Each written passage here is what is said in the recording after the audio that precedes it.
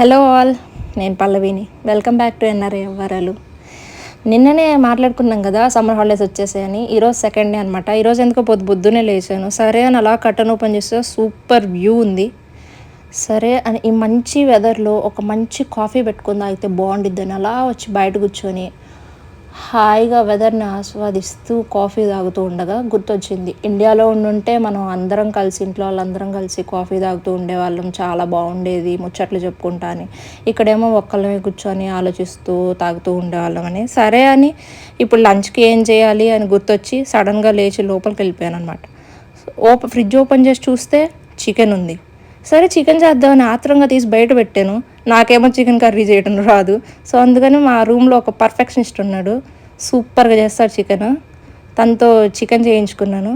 అబ్బబ్బబ్బా ఏం వాసన వస్తుందంటే అసలు ఎప్పుడెప్పుడు తిందామని వెయిట్ చేస్తున్నాను. సరే ఫ్రెండ్స్, బాగా ఆకలేస్తుంది, ఇంకెళ్ళి తినాల్సిందే. Thanks for watching. Subscribe to NRI వ్యవహారాలు.